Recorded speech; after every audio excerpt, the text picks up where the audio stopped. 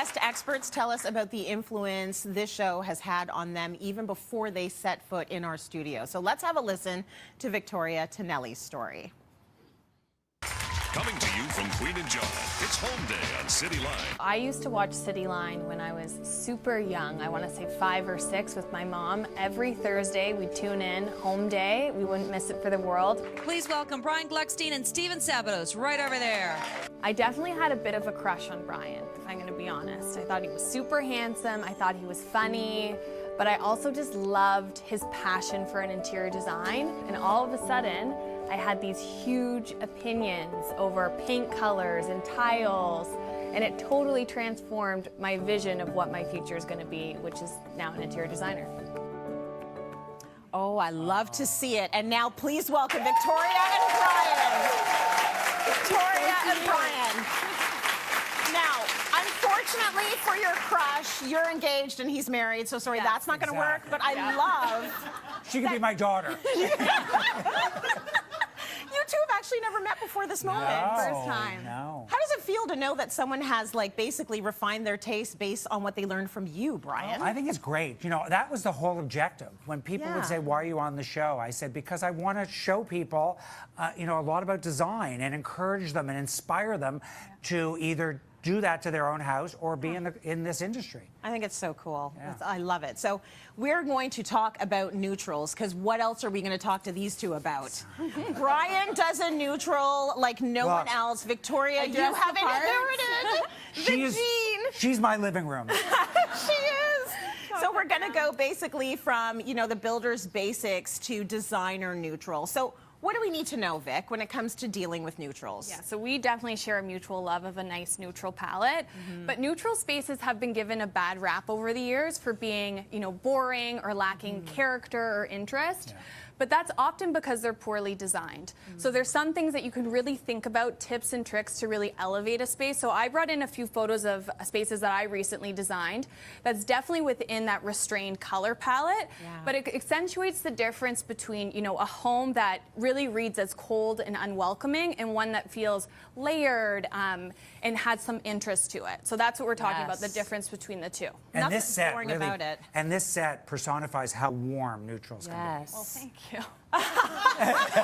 We got a hair flip. Okay, let's start with the wall. Yes. Okay, so with the wall, I would say the number one thing that I always recommend, especially in a neutral space, to just inject some character and to make it feel more elevated, is wall molding. Yes. So this is a company called Lux Architectural. I'm going to put you to work, Trace, and get you to finish off this wall. So essentially, it's just peel and stick molding. I can't believe it. It comes in the squares. Yes. Fully assembled. This is no cutting, no nailing. Nothing. This literally took us. Everything's you fine. should do it with a few people. Yeah. But it literally took us just a few minutes yesterday. And what I love about this product, it's still really high quality molding. It's all wood. I did it.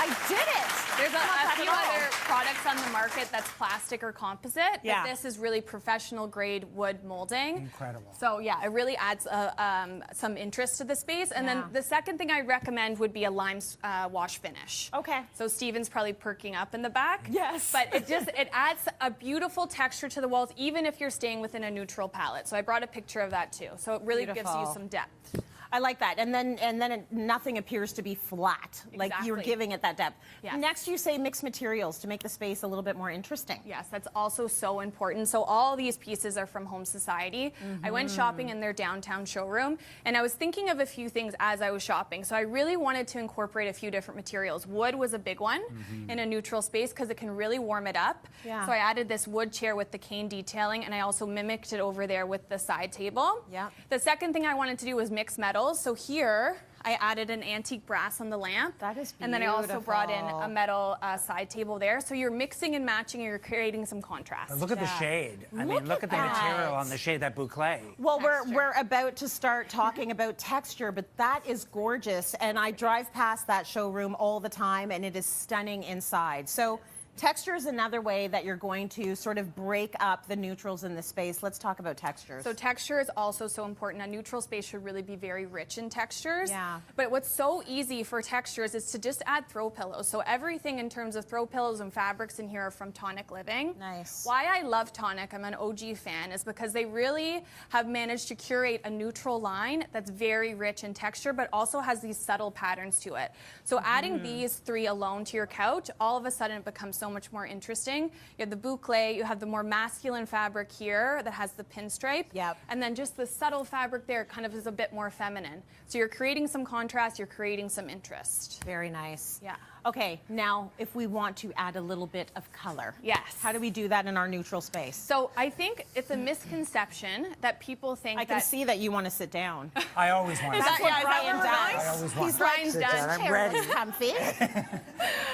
But it's so important to add some color to the space, but it has to be an accent color. Notice that I'm purposely not saying pop of color. Pop. Right. Because the pop of color, I think, was a term coined by HGTV, where it's almost like you have that neutral space, but then you have a mustard thrown on the couch. Yeah. You have a mustard colored vase in the corner, and that's all you see.